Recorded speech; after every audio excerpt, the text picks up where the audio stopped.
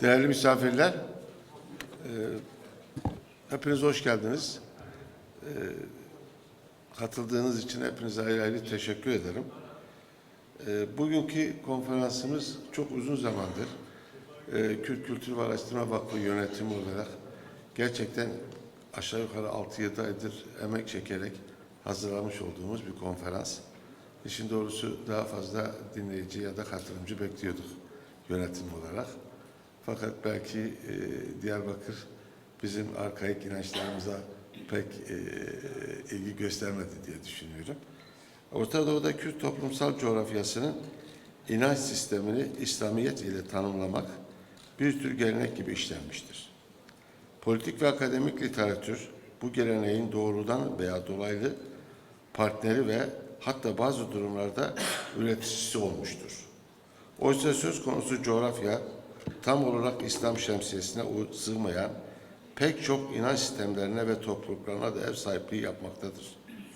Aralarında belli paralellikler olsa da bu toplulukların her biri kendine özgü niteliklere sahiptir. Ne var ki bu topluluklar genellikle daha büyük grup olarak İslam şemsiyesinin gölgesinde kalmış ve hatta İslami siyasal rejimlerin dışında ve tasfiye politikalarına maruz kalmışlardır. Bu kimliklerin her biri olumsuz tarihsel deneyimlerle yüklüdür. İkinci olarak da değerli arkadaşlar bu konferanstaki bir amacımız da ya da bir başka konuda Doğu ve Güney Kürdistan'da bildiğiniz üzere bu işte Yeresanlar, Kakaylar, Şebekler ve Ezdiler bir arada uzun süre yaşamışlar ve birbirlerini gerçekten tanıyorlar. Ve çoğu zaman düşmana karşı birlikte peşmergelik yapmışlar, bir arada savaşmışlar ve bu inanç toplulukları birbirleriyle hep iyi ilişkiler içerisinde olmuşlardır. Fakat maalesef Kuzey Kürdistan'daki Reyhak inancı ya da devletin tanımlamasıyla Aleviler maalesef bu inanç topluluklarını tanımamaktadır. Bir amacımız da bu tanışmaya bir vesile olmaktı, bir katkıda bulunmaktı. Küçük bir katkı belki bu. Yani pek amaca ulaşacak bir katkı olmayabilir ama belki bir başlangıç, belki bir katkı. Bunu çok önemsedik. Bunun için bu inanç topluluklarının Kuzey Kürdistan'daki Reyhak inancıyla bir araya gelmeleri ve onların bir arada konuşmalarını, tanışmalarını çok önemsedik. Bundan sonra umarım bu bir başlangıç olur. Başka kurumlar ya da bizim kurumumuz bu inancın coğrafyasında bunları gerçekleştirebilir. Belki işte Dersim'de, Malatya'da, Maraş'ta gerçekleştirir. Belki daha anlamlı olabilir o konferanslar.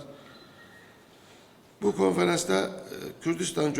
coğrafyasında bahse konu toplulukların öyküsü, temel tamamlayıcı nitelikleri, gönüllülük düzeyleri ve biçimleri,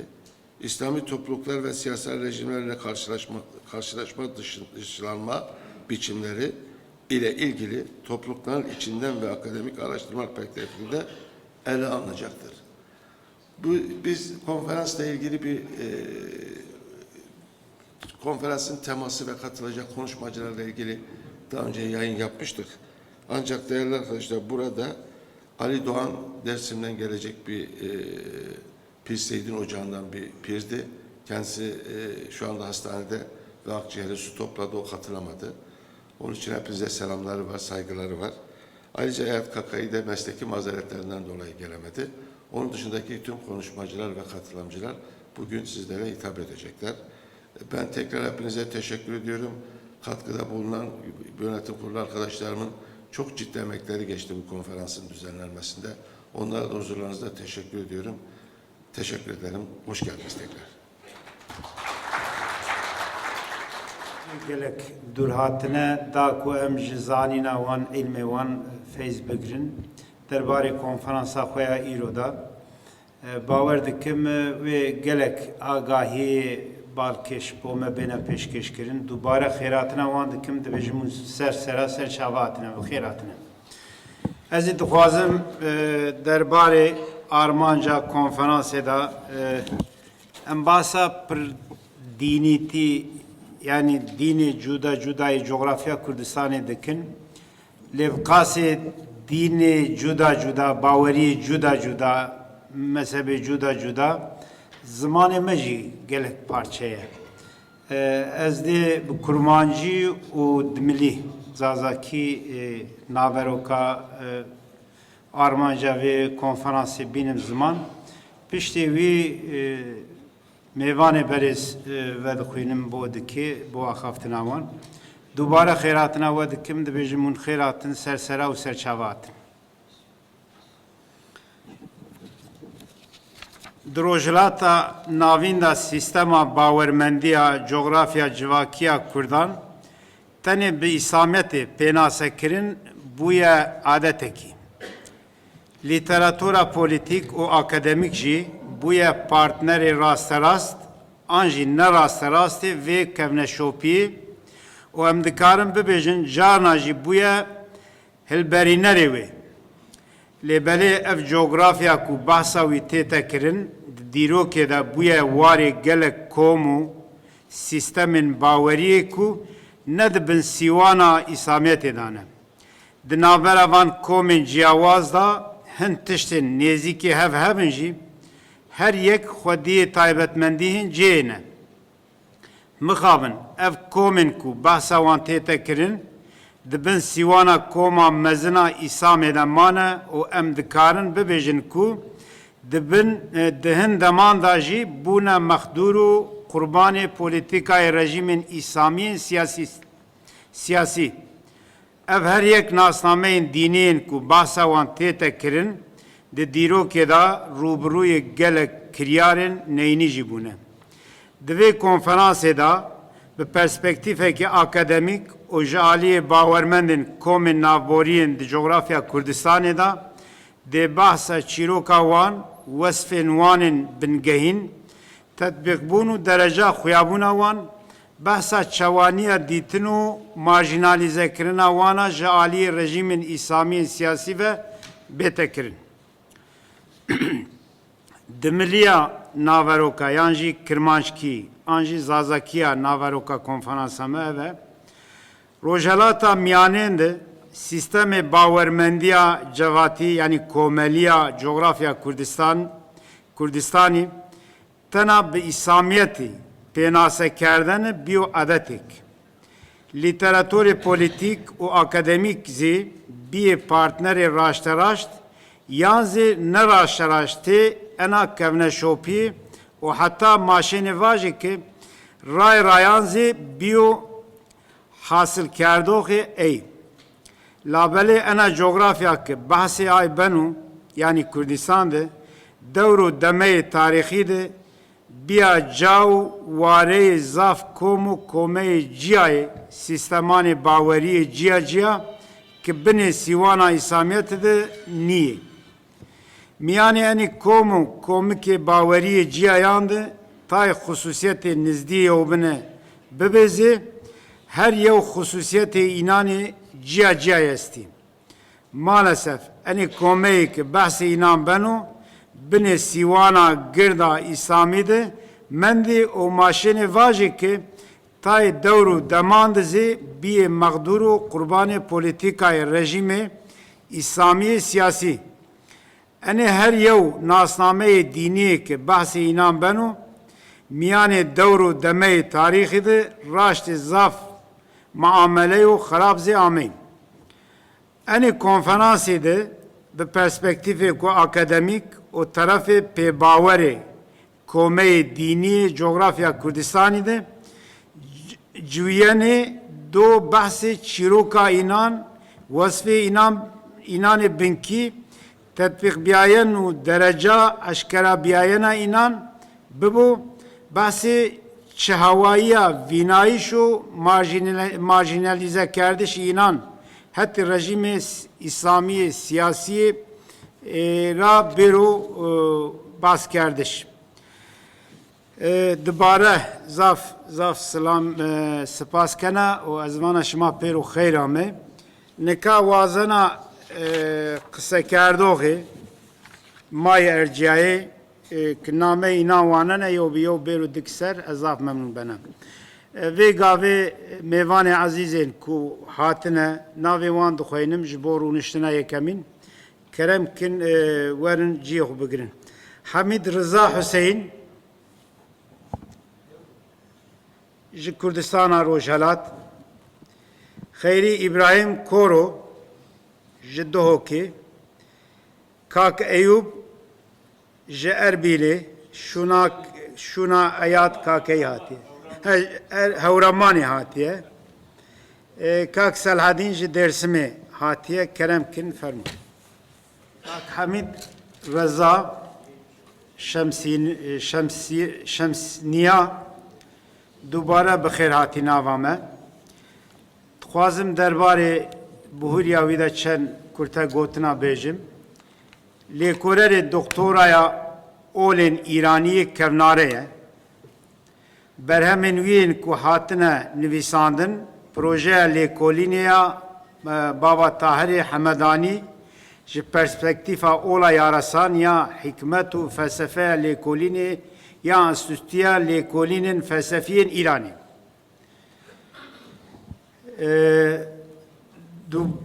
دوباره خیراتنا ماموسه برز دکن و هر وها لیکولینر حکمت اولا پهلویه او ماموسه یا پهلوی عرفان و یارسانه کرم کن بو پیشکش کرنا بابتا خواه فرمو ماموس و سلام از دکم کشت روشن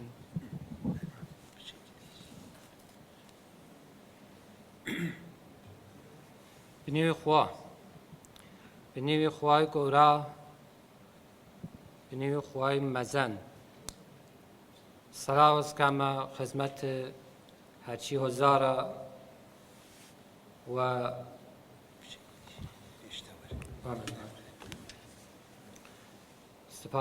سپاسگزاری دارم هرچی ماموستاگان عزیزان که این مجلس داخستنا و ترتیب این جمع دانا که ایما بتونیم لباس آین خوامان کمی باز بکنیم و چشلیک ارزش بکنیم واجهه که بنده چشلی بیجم و خدمت وزار لتکیه هیدری لولات کرمانشاه لمنطقه گوران آوی تو شامی پیر گورا آینی یارسان و هرچی هزاره و ادیان و مذهب و یعنی پیام دوستی و برایی و نزدیکی و همکیشی دا عرض بکنم خدمت ایوا که آین یارستان خود تحقیقاتی با سیل فری کتابی دی لبان آین یارستان سیاس تحقیقات فری بیا زحمتی فری کشانه و ای دینه ای آینه چه شرق شناسه چه کردان لإيران لجيلتر اما هنوزش فرلت چشتیل باسل مخصوصا او چشتیلی که باسل فلسفه ریشه و یعنی هنوزش لابهام منیه چشتیلی که هست که ایما باید بزنی من و ایما فقط در حدی من و اشاره دی و باسل کم که شاید البته زوان بنده زوانی که من قسم کرد کمیگیش فرق دیره یعنی زوان یا کرمانجیل هن یا سوران زوانیل هن امیدوارم که دی وسر بکنیم ای بازم اما فره پرسیار بیا که آین یارستان چیه خب ایما هر دینی مناسکی دیریم آینه دیریم و باوری دیریم عقایدی دیریم خب لدفاتر لآین یارستان دفاتری که هست منابعی که هست کتابی که هست مقدس که جوایی چشیل دانه هم مكتوب هم غير مكتوبش. من البته نوع سیلیم کمی او چشده استناد و آوانه کمی گیش اشاره و هنر قدسی هنر پیروز لعین کم که و موسیقی تنبور اجرا بود. یکی دفتری کتاوی پیروز لعین یارسان فرمایش که مرمون میردان او نظر ها کرده کسی مشو او نظر صد آسیا و سنگ بگیلوش او سر کج نبود نه دین تمنای دلبر وینه سنگموره نه جزیره بود تاویای شراره جوش کوره بود تاو نکوره یار تاویا بود چون گل نبوی یار شکاویا بود نشان و روش رای یاری ایدن آین یاری ناوی آین یارسان ناوی آین یاریه لیار گیری هست یاریش خوی حق و حق وجن یار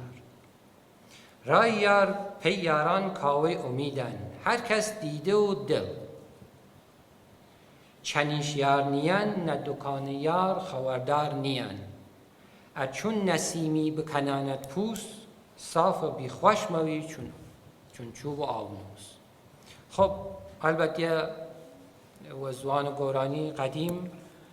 فرمایشی دیره دو باسه که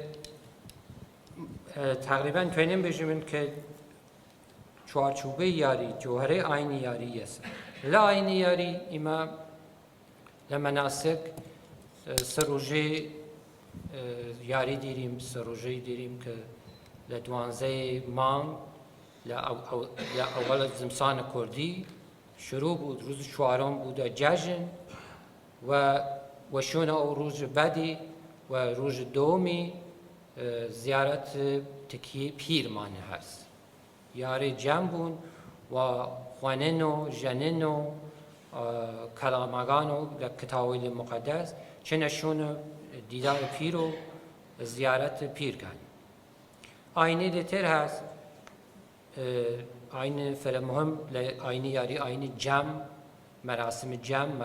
قروانی و که آداب خاص خوی دیره شرایط خاص خوی دیره لعین یاری یه غیری چشتیل حریم و حدود خوی دیره واجبن لعین یاری نمادی دیریم سمبل دیریم که یعنی جز واجباته آین یاری ترتیب خاص خوی دیره مراسم جمع نشین با کلا و کمر پیش بس بود و کمر و کلا ورجه او لمهمتر لو پاکی است چون یک ارکان چوارگانی لعین یاری هست راسی و پاکی نیسی و رعباری راسی و پاکی نیسی و رعباری پاکی لوجود لظاهر لباطن لقلب آیم لزیل آیم این پاکی فره مهمه زور مهمه آینه دیتر مناسک تر هست زیارت هست زیارت گورایل هست زیارت مقابر هست زیارت او زیل افراد هست و مسائل تر که هر کاملیانه قصه خوی دیرد باصل خوی دیرد اما یه چشتر در آینه یارسان که فره و تاکید کن هنر مقدس یعنی آینه یاری لمراسم جمعیان لمراسم آینیان مراسم آینی لآینه یارسان و گرد ساز تمیره اجرا بود این ساز و ناو تمیره یا تمیره یا تنبور که زور قدیمی هن تا هر چیز در دوره ساسانیاکانش این ساز بیه هر و این ترتیب و این دستانه و پردگانی که ایسه هست حفظ بیه سی بیه که یعنی و مقامگان حفظ بود لعین یاری 72 مقام و تقدس 72 عدد 72 عدد 3 عددی لعین یاری هست که فرم مهمن زور مهمن جور عدد 7 که یه اشاره و 7 ملک مقرب دیره 7 ایزد گورا 7 لعین یاری و نو 7 مشهورن این آین جمع مراسم جمع که نظر و نیاز و قربانی لآین یارسانه گرد این مقامیل حقانی و پیرژن اجرا بود که بنده ایسا شایدش بی مناسبت بود ولی بلا مامۆستا زەحمەتکێش باسە نزانم وەست سەری چەند پێم کرد ئەریوەچەوە پێمکردنێک هەبوو نەبوو 5 ساڵی بلا چەند گۆتن مامۆستا زەحمەتکێش تەرجوما ئەم گۆتنی مامۆستا بکات و پشتێوی بێ تەمبورا خۆ چەند کاژ بۆ من Tamam, verin.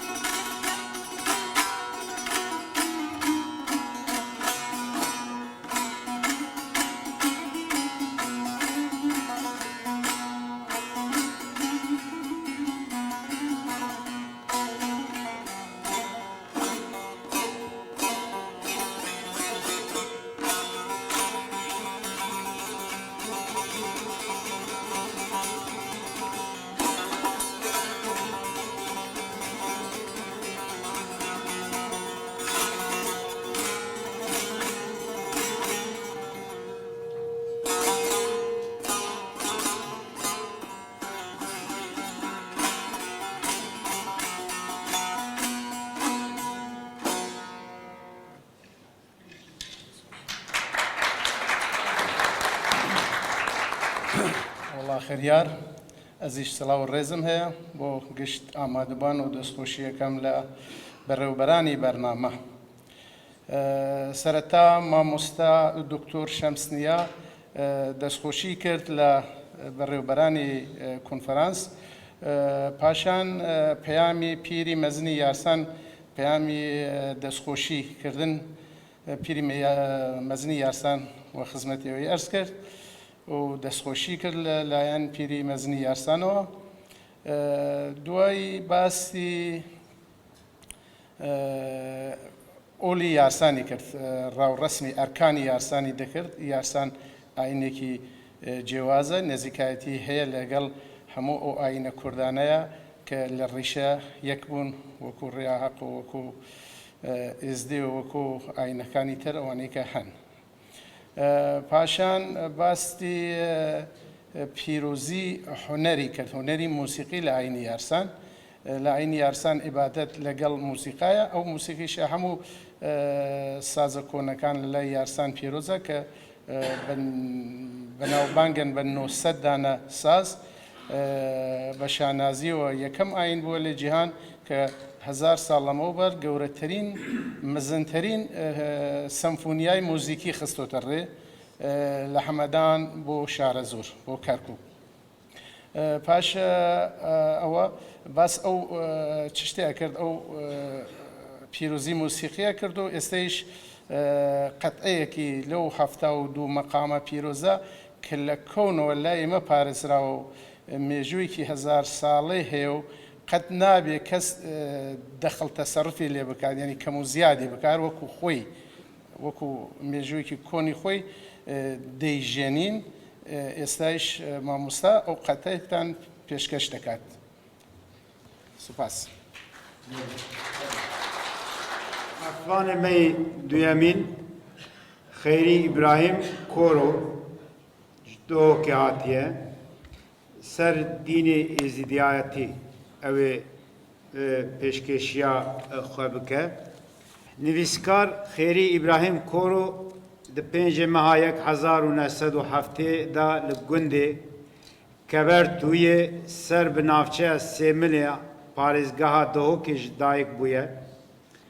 باوەرنامەیە یعنی باکالۆرۆسیاوی bi zimanî îngilîzî li zanîngeha dihokê wergirtiye rêveberê dibistana seretayiya Kebertûye ji sala 2000 da nivîskar û rojnamevan e di gelek rojname govar û malperên elektronîk da nivîsê wî hatine belavkirin kar dike bi dehan gotar li ser mijarên cûr bi cûr bi taybetî li ser pirsa êzidiyan belav kiriye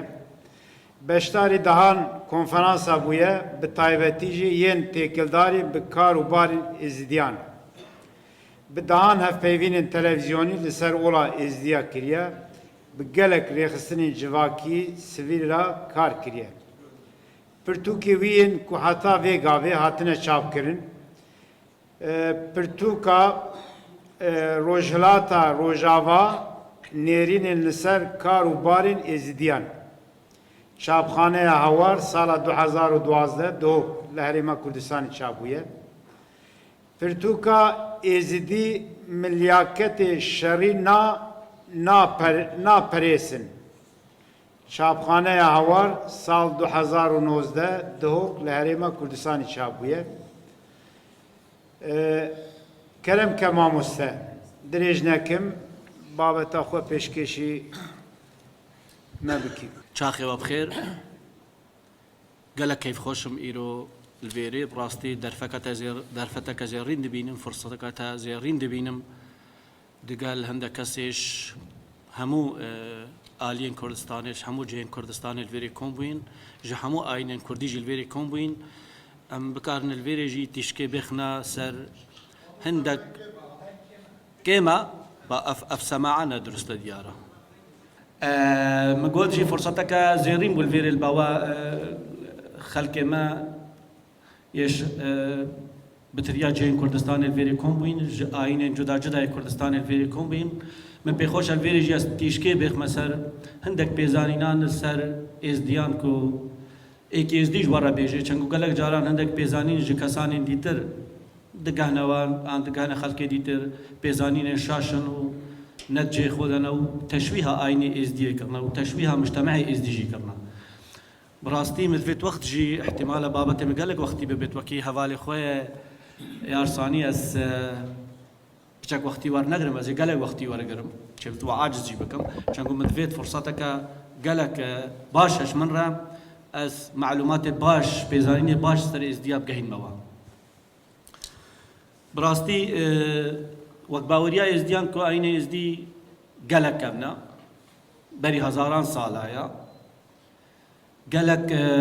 قناغار درباز بویا لی وقت باوریا ما دو قناغی گلکی گرنگن ازدی تیرا درباز بونا قناغا بری هات ناشی خادی و قناغا پشتی هات ناشی خادی شیخادی جی ایک جه ولی یان چاک امد بیجن خاص يعني كسانك بيروس يعني علاقات قال ملياكته هي علاقات قال خديه هي راست وراست يعني الريزا والنكمة الريزا النبي درباز دكا بري هات ناوي براستي معلوماتي وصل زاف منين يعني بري هات ناوي نزيكا فبري 1000 صالة يعني هزار الزعيني يعني فبري 1000 صالة ما بيزانيني وصل يرون وأشكرا جه باوري منين نال سر مراسم و نسر تكستا و حتى نسر رودان ميجويجي جبروي كيف تشتي ام دبيجن بارا بتر غريداي وان 1000 سال تشوينا يعني سر وقت شيخادينا و هيروا از دبيجم هر آينه كي جاكا مرو بفيت بناسا فيت وان بيزانينا و ناسينا ج تكستي وان يبيروس ورغرا چنگو او تكستين بيروس او بيزانينا و تعليمات او اوامر او ريو رسم حمش وان تكستانا اجبروي كيجي از تكستين بيروزين ازديا دست بكم كجارك ازديا چي تكستين بيروز هنا و چي كتاب بيروز هنا براستي باقالك معلومة عندك جارات بين إزديان عندك كتاب هنا جلوة ومصحف الرش وكتابك شابكري هيج يعني المكتبات تبيني بركي نفسي مصحف الرش يعني جلوة بس شو راستي بوينين وحتى انه نك ازديا كأو جلوة او مصحف الرش او المكتبة نك نفسينا تبينن ازديان شو باوري بينين او نبي روزن بايزديا او ازديا شو علاقة جينية راستا دي تكستي مي بيروز دا بحثا جلوة ومصحف الرش دكا لي ما تشو كتاب فيغا البردست نين تشدت ما هبن هندابونا ما تشو بيزاني سر نين تشتي مي بيروز هين تكستي مي بيروز يكو دابو دابي يعني ايكيش ايكي ورقرتي بابو كوري حتى قايد نمي فيغا اف تكستي مي بيروز فيغا زانای مي آینی بیشن ما کتیبه که چاپ کریه پیروز نیه یعنی حموش برا حموش سردل دلیوان دیا حموش سریوان دیا ایک بیشته ایکی حموش برا وان افتیکس تیمی پیروز جی گلک جورن يعني ایک جی مهانا بیشنه قول بيت وقصيدة اف قول وبيت وقصيدة بارابتر ام بيجني يقرن قلت فان بابتي تكستين بيروز دا قولت ازديانا چونکو اف قولت ازديا سر حمو بابت جياني بحث دكن هر جانبك جياني هي بحثي دكن بونمونا هندك قول بحث افراندنا كنيات دكن بحث خلق وتكوين دكن كاتشاوا دنيا هاتيا تشكرنا وكي قولي افراندنا كنياتي قولي زبوني مكسور قولي شيخ بكر هندك بحث روشت واخلاقي دكن وكي قولي شقسري هندك بحث بيخمبران دكن وكي قول نبي موسى نبي إبراهيم خليل قول نبي إسماعيل قول نبي نوح وحتى هندك بحث مرني وآخرتك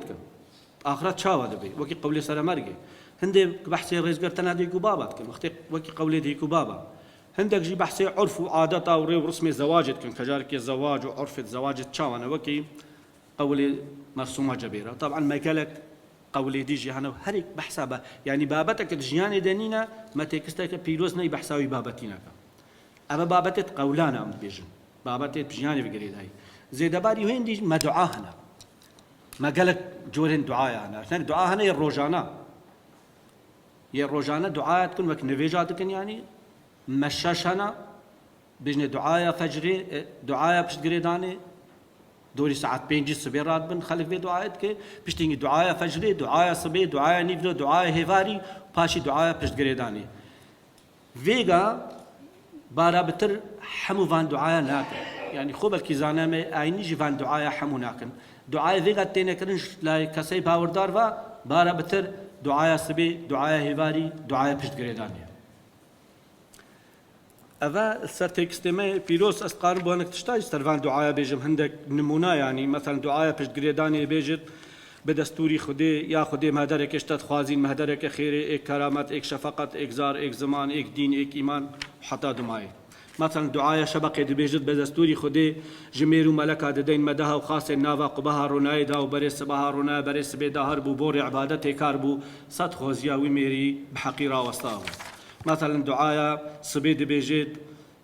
بدستوري خدي آمين آمين تبارك الدين بهمتا شمس الدين فخر الدين وحتى دماي مثلا دعايا يا هيفاري دبيجي يا سواري روش هلاتي روش آوايا هون بتنا خاطرة دوت وداي هون ما خلاص كن جقداي جبلاي وحتى دماي مثلا شهدا ديني دبيجي بدستوري خدي هر أوا وهر أوا نخوارنا ونخوا شهدوا إيمانتن بنافي خدي وطاوسي ملك دمروا أذا من بحثافان تكستاك تشنقو حمو تشتيدي از دبيجم حمو بيزاين دي سر ازدياد تينا قوتن حمو غريداي تكستي بيروزين ازديانا يعني حمو اساسي وان سرفان تكستايا ام فيغا ورن اول شوره بحث نافي ازدياب كن اري نافي ازدياب شهاتيا چنگو گلک بوچون هنا سر نافي ازدياب هر نبي سركياتي يا چوي بلغيك نافك يجدرك ايناي يا غوتي نافي ازدياب جويري هاتيا بل يا درس بيت مروف نافي ازدياش كردريخت وكي مغوتيتا تكستين بيروس او اساسا بهر اينك بيجا نافي ازدياجي هاتي كاشات يا تكستمي بيروز ده بحث كري لغور تكستمي بيروز نافي ازديا جي ازدان هاتيا جي ازي هاتيا ازي ازدانجي انكو خدي اما بيجن سلطان ازي بخو پادشايا 1001 ناف الخدانايا نافي مزن هەر خدایە یعنی خدا ئێزی ئێزدان ئێک ناوە ئەمە بێژن ئێزدی ژە ئێزدان هاتیە ژە ناوێ ئێزدان هاتیە وەڤە بۆ مەتاکیدت جیت کرد ژە دوعاە پشتگرێدانێ دوعاە شەهدا دینی بێژت هەگەر خودێ کرد ئێزدینە سەرناوێ سڵتان ئێزینە ئەم بە ئۆل و ئەرکانی خۆت رازینە یعنی ناوێ ئێزدی ئێزی ژە ئێزی هاتیە ژە خودێ هاتیە یعنی ئەو کەسێت پێ خودێ چن یعنی کاچاوە بێگە ئەمت بێژن مەسیحی ئەو کەسانەی پێ مەسیح دچن بوذی ئەو کەسانەی پێ بوودا دچن زەردەشتی ئەو کەسانەی پێ زەردەش دچن ئێزیدی ئەو کەسانەی پێ ئێزدان دچن پێ خودێ دچن یعنی ئەتباعت خودێ طبعا نك ازديا جي وقت ان بحثا خدي كن خدي حمو تشت عين ازديدا يعني خدي حمو تشتيت بنره خدي را او حمو تفاصيل خدي ديني وانا خدي ايمانا وانا خدي مذهبي وانا يعني حمو تشت النك ازديان خدي حمو تشتي وانا لو ما سبق قولي ما دشت بيجت قولي سرمركي بيجت يا خدي تشتكيني وتتجبريني تو بحري جراند مايني في دنياي بكارتيني في عزماني بيستون راوستيني توج مرة مذهب وديني يعني خدي مذهب ما ديني ما يعني عيني ازديدا حمو تشتوي مالاوي ماليوي زاروي بتشوكي بحمو خدينا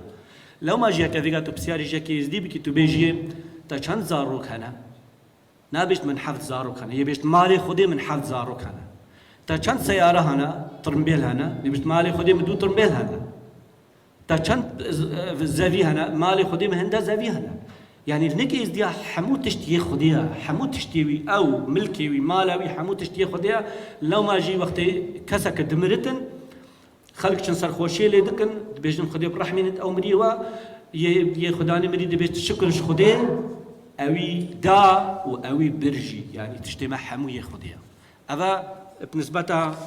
نافي ازديا طبعا ازديا جي مقوتوا وكي ديار فان تكستماتي وقوتي باوريا كمكم بخديها انا بإمكانية خديهانا الجور باوريا إزديان جي إزدي يكمين عين بون يكمين جواجو باوري بخدينا بري 1000 سالان بري دمكي قالك يدريش وأبا بوم الدعاء سرقياني مريدة ديار جد كتكو ما باوريا كم بفيها كو خدي أزلية خدي بري هبو فيجا هيا وهردي هبتجي فيزا بقى قولي ديار كت بيشت يا خدي هرتوي هي هرتوي وهرتوي هي وهرتوي هبي يا خدي نتوش كسي نكسشتها ايك فرواري بشريكي بهوالي يا خدي تنا كفيلة يا خدي تنا وكيلة نكفيلة تويل قال همو دمو هيوان وبديلة يعني نك ازديان خدي ازلية بري هبوا ودي فيغا هابت وهردي هابت جي والنك ازديان جي او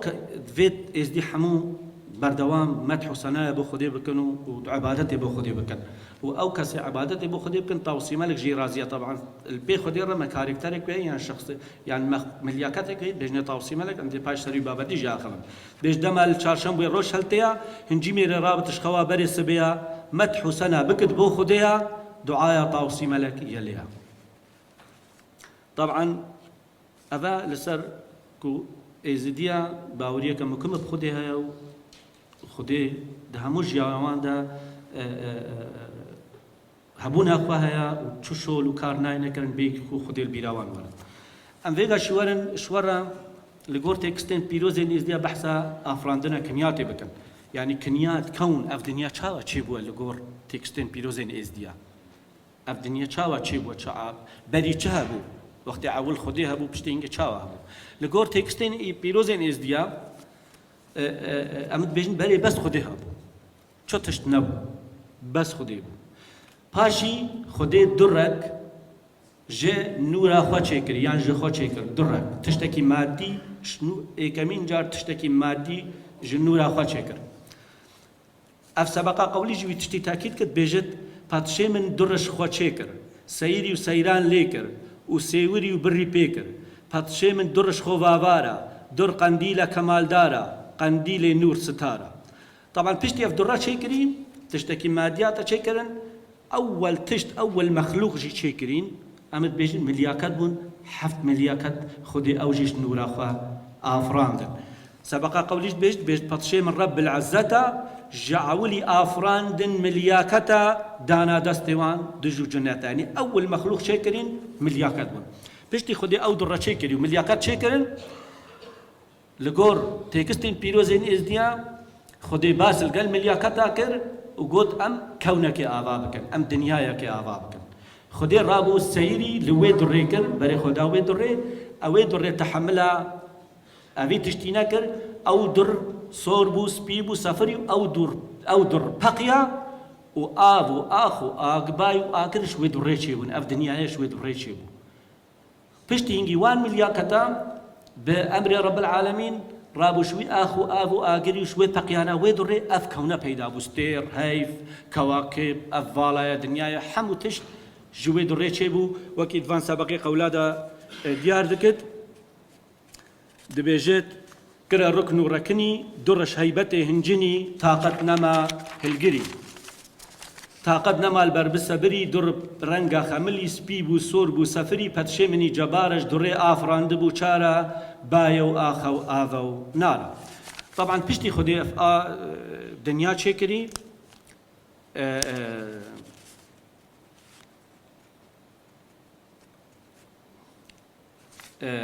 عرض و عزمان و حموتش چه کری عرض بخوا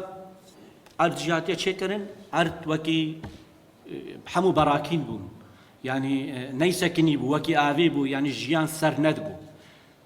حتى كو كنجي چه بو جيان سر چه بو حتى كو لالش برزگام ها لالش يا بيروز ام بجنو كردستان باشورا حتى لالش الناف ده ديار نبو ننزلي بأمر خودي بجن عرض حسا نبو نتبتي كسكاتي ليه چه نبو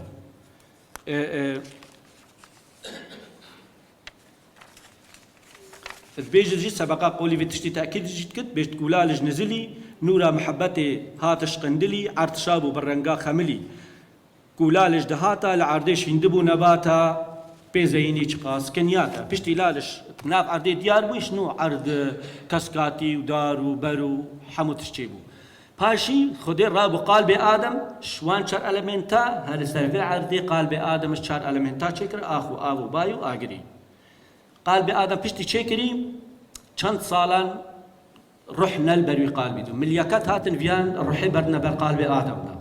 لي روح نچو بقلب آدم دا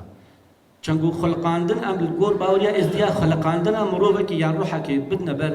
لشي مروبكي دا يان گيانا وركي دا فيت بأمره خدي بجن حتى أمري خدي هاتيش عزمانا أمري خدي هاتيش عزمانا بچبو بدنگ دو شباب ابو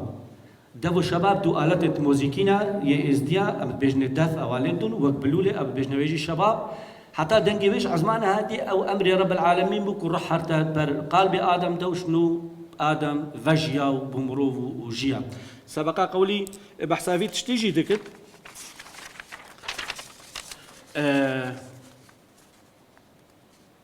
بيجت خدايا مي الرحماني شار قسمت الروي دنيداني يك آفا يك آخا يك بايا يكجي آقرا قلب آدم جينجيني شنبوي داني أساسا لإن يكر خلاصا بعد هفصد صالة هفصر هجتنا دران وكاسا هفصر هاتنا عندابا قلب آدم بيخمر مابو بيقابا قوتا روحي بوشينا چنابا روحي قو باوا عاشقا معلومة حتى جبانانين شازو قدوما قلب نيفكا قلب آدم روحي زور تخوما شازو قدوم هاتن حدري نورا محبته هنقفت سري روحاتو تيوطني بوسا قلب آدم هتا تشكرن تنقو هر بفير ريكيجي خدي رابو هواجي تشكر هفجينا آدم وبشتي هنجي هردو بيك زوجينو جيان هدست بيكر سرفي عردي وكهرفيجي قولي هزارو ايك ناف تأكيد دكت بيش باتشي مني هزارو ايك نافا لباوي اف دنيا ساعت وقاوا سلطان ازيد زانا لبحرا چند كشكول نافا ولبستا چند كفر لنافا سلطان ازي هوا كرابوك آدم كرا زافا بشتي خدي دنيا چه كري مروف جي سر چه كرين اف كون اف مروف اف دنيا حمو تسليم مليا خطا كرن قوتني هون بإرادة من بمشيئة من في دنيا بالريفة ببن وطاوسي ملك ايك شوان ملياكتا نافي طاوسي ملكا كرسروكي ملياكتا هرديسا سبقا قش قولي باتشاي في تشتي تأكيد كتو دبيجن باتشي من كنيات آواكش درو قوهرا سبارت بو هرا فتصرت هرو هرا طاوسي ملكرا سرورا اذا لغور كاچاوا دنيا آوا بوا نظام چند وقت هيا قالو 10 دقيقة باش 10 دقيقة بلا زيكم بحثا قالك تشتي ديجوارا بكم ام ویگا بحثا پیروزی ازدیاب کنه زی بلاست را چم دا او تشتم هی اس حمواش ور بیجم قالك پیروزی البای ازدیا هنا طبعا يه پیروزتر و بهاتر و تشتهري قيمة البای ازدیا هی خوده وملياكات الوقت بحثا خوده تيتن صار حمو تشتيريا مقوتا وقت بحثا خوده تيتن خوده ويدي حمو تفاصيلا بس بي خوده راجي ملياكات شي قالك بيروزن البای ازدیا طبعا وان ملياكتاجي سرا خويا قوتا خو دايا هند كسن بيروز الازدياد سر عردي كوان تعليماتا او كسا بقهينا مجتمعي ازدي طبعا بيخمبر وخاص وشاكجي حمو بيخمبر حمو آين البا ازديا قدر قيمتي خو وبهاي خو هنا يا سي برزدگاه بيروزا لالش برزدگاه بيروزا لالش اكش بيروزترين جه ازديايا چنگو بيروزترين كانيا ليه بجنه كانيا سبي الويري ازدي هر کسی که ازدی بید جاره که جیانا خود سردانا لالش کربت و آوی خو مور کربت ام بیش سری خو پیت شون پری رسمه که تایبت وید سردانا و آوی کربت طبعا آوی کدیج لیوا آوازم زمیجیو طبعا او جی خاص و چاکمه ازدی عیجیو چا و قالك ججنی مجل ویرد تینا کرد ایکادی قالك پیروز البامه تشتگی دی طاوس وقت پیکرک یا وقت شمع قدانك يا وشكل الطير طيرة كي سرا جنحاسي شكل سفري شكل يا او بيكرا او تشتا قالكي بيروز البايز ديا حفت طاوس ما هنا نافيوان طاوسا بجني طاوسا انزل طاوسا شنغال طاوسا حلب طاوسا خالتا طاوسا زوزانا طاوسا مسكوفيا طاوسا توريزي هر طاوسك يا جهه كش جهه ازديابو طبعا الجور باويه ازدياد چند اف كردستان باشور وباكور وهيج بترجع حمو يزديبو لسدامه كده هر جهه كش وان طاوسك خوهبو هند كسا بجني قوال عين كسان عين ازدينم قولاد بيجن وعلمي بيجن اف طاوسك الخدبر وشون وي دفري وعلم ونصيحه نشاوي خلقت كرنو وتشتي باش نشاوانت كرن مثلا مشكله وان حل كرن قالك تشتي باش شوان رد كرن طبعا اف طاوس الجور بيرو باورين ازديا اف سنبله طاوسي ملكه سنبله ملك طاوس جبرويكي قالك يا بيروزا قالك يا بيروزا انك ازديا طبعا يا بينجر روجي قالك بيروزي خا انك ازديا ازدي دما دعاء ياخذ دعاء الصبي وقت دعاء ياخذ لازم بري خو بدي الروجي او درار روج لي بكافي لازم تو موج بكي وباش دعاء خو بكي هر وصا دعاء هيفاري جي وقت الروج تاوا لازم تبري خو بدي الروجي ودعاء خو بكي طبعا دفو شباب جي قالك بيروزن لك ازديا دفو شباب مقوتوا دف افاوكي طنبلكي ليدن دف امزانشا وشباب جي وقت بلوليا طبعا افهردو قالك بيروزن بري ازديا شنو عمد بيجن وقت قلبي ادم تشكرين روح نتشو برقلبي ادم ده حتى دنجيفان دفو شباباش عزمانها نعاد طبعا توك وقريفانجي قالك بيروز البايز ديا توك وكي كراسك يم بنجل كادا الخودكن وكي فانيري لي برستوك وهاي او برستواوي ويجي بجني توك طبعا كلمه قالك بيروز واي زلامي عيني الخودكن بجني خارقه قالك بيروز البايز ديا جلكا كا جهريا بازي تشتكن وابا دارك بجني دارا زرغوزي رجدكن مع عشيرتك بين عشيرة فقيرة فروسا عشيرة هناك شيخ بكرة وشيخ وبيرين عمر آلاجي بس أو في جلكيت برخود كن أو كسي في خرقيت برخود بكي قالك بيروز وكس نقاط برده هري يعني في إيك خرقات برده بخود أبوكو جيت ونقاط دست خو بيوني فهمت أو كسا بيروز دبي وقتي خرقي الخودك طبعا هر كس جي نقاط خرقي برخود بكي لازم أو كسي خرقات برخود بكي خو بشكينه دفيت سمبيل ورهي خبر دي نابت جلكا كديد بن خرقيدا يعني خرقي فيت السر لشي الروس الخبكي ودفيت إشارة زابط القال تكست بيروزين ازديا ورهي ورسمي ازديا دي بشكدار بيروزيا كديج ما هي برات جي قالك بيروزا برات آخا لالشا بيروز لقال آبا كان ياسبي وك هفيري ليتكم باشي وك تشتكي خرج شيدكن وكي هندي بالناقة كي هندي بالناقة خرج شيدكن و پاشی هەر کەسێک هەر دەلالش دەکوێ ئاخێ وێ بەراتێش وەڕات ئینت گەلێک البایزدیایە پیرۆزە وەختی قەوال ژیل گەڵ تاوسێ لە دەڤەرێن ئێزدیا دەگەڕن ئەوان بەراتا دنە خەلکی ئەو بەرات گەلێک پیرۆزە نک ئێزدیاش بەرچی وەختێک چتە ئۆغرەکێ ئەوەی بەراتی گەڵخوا دەبە وەختێ دوو شەڕ دکن هەوو دوو دکوژن وەختێ پێکت ئینن یەک بەراتێ دەتێدی یەنیژی بەراتێت تێ ئەوە نیشانە باوریەت نیوەکاواندا هەو دژمناتی نەمات نیوەکاواندا نکمە ئێزدیا برای ئاخرەتێ هەیە ینی هەر زنامێکی بێت برای ئاخرەتێ هەبێ هەر ژنێکی بێت خوشکە ئاخرەتێ هەبێ چاوە برای ئاخرەتێ و ژنە خوشکە ئاخرەتێ چێتکن بێت گلاسەک ئاو بینن بەراتەکێ جوان بگنە توێ ئاوێت هەردوو ژێڤە خۆن دبنە برای ئێک یان هەردوو ژن ژێڤەت خۆن دبنە خوشکی ئێک دقت مایە والله باش ئەم بەحسا چارشەمیش بکەن چارشەمشی گەلێک پیرۆزە نک ئێزدیا چانگۆ بێژن چارشەم ڕۆژا خێرایە هەموو خێر چارشەمێ تێنەکەرن چارشەم ڕۆژا تاوسیمەلەکە تێکستەکە پیرۆز خاص لە چارشەمێ هەیە طبعا مەزارگە و مەرقەدە ئێزدیاژی گەلەکە پیرۆزن مەزارگە قۆبێ ئێزدیا کۆدیت بن وەکی مەنارە و مزگەفتێت وەکی مزگەفت و کەنیسێت برایەت بەسڵمان و فەڵا ئەو پیرۆزن بای ئێزدیا ئاخ و ئاو و بای ئاگرژ هەموو پیرۆزە گەلەکت پیرۆزن بای ئێزدیا ماری ڕەژی پیرۆزە بای ئێزدیان بێژن نیشانە حکمەتێ و مە خاسەک هەیە بێژنێ شێخمەند ئەو کۆنتڕۆلی سەروی ماری هەیە و ئەو کەسێش زڕیا داوی بێ ئەو هەموو قارنووی ماری بگرن و ژێ ناترسن طبعا ئەوە بەحسا جەژنێ ئێزدیا بوون بەحسا پیرۆزیە ئێزدیا بوون طبعا مەگەلێک جەژن ژیهانە وەخت نەما مژوەڕە بێژێن